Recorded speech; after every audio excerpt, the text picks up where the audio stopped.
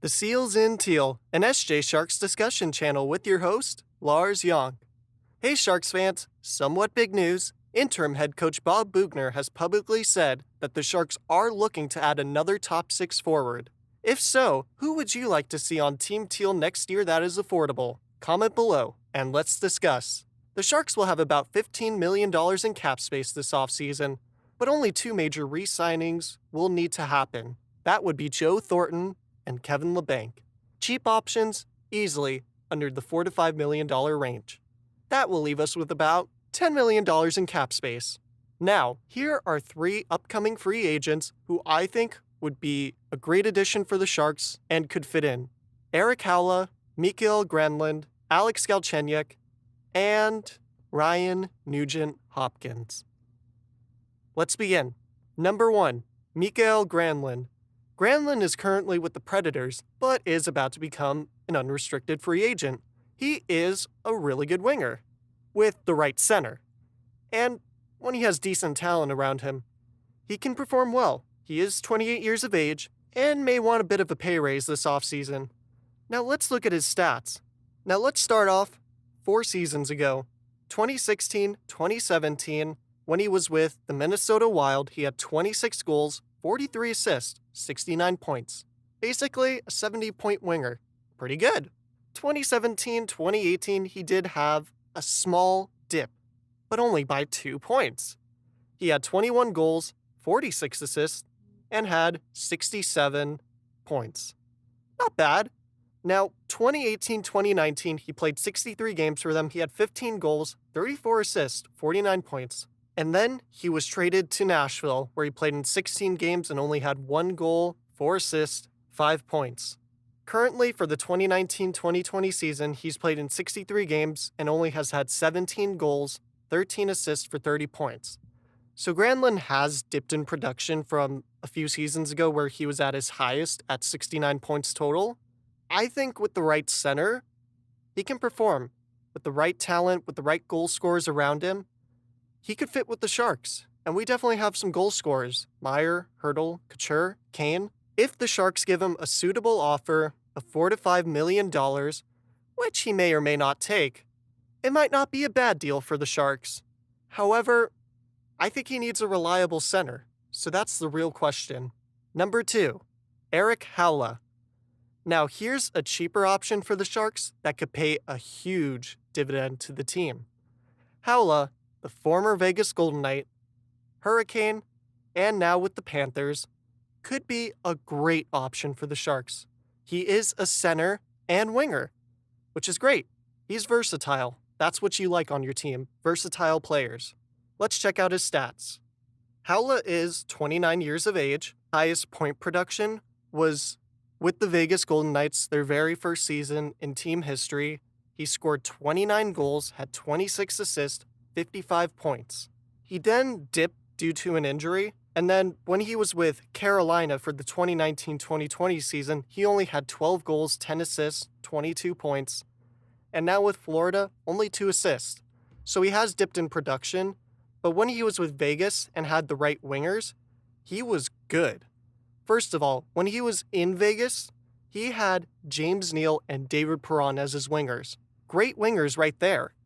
That season, again, he had over 50 points and was a big part of their run. I would love to see Haula with the Sharks since he is a cheaper option, and he could potentially slot in as the second-line center for the Sharks, which they need. Now, some may say, whoa, wait a second, isn't Hertl our second-line center?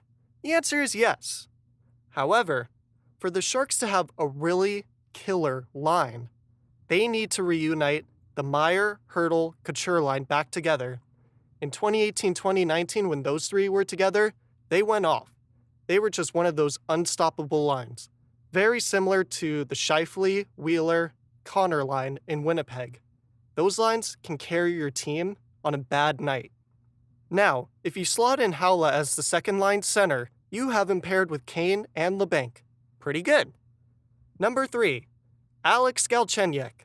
Galchenyuk, who has struggled for the last few seasons due to a couple trades, wouldn't be a bad option for the Sharks at all. He would be cheap, and he still has some juice in him. He's 26 years of age, could be a long-term player for the Sharks going forward. Let's check his stats. When Galchenyuk was with Montreal in 2015-2016, he had 30 goals, 26 assists for 56 points. He then would play a couple pretty good seasons with Montreal. He even had a 51-point season just before he was traded to the Arizona Coyotes. With the Coyotes, he played in 72 games, 19 goals, 22 assists, 41 points. Okay, so it's alright, but it is with the Coyotes. Let's put that first.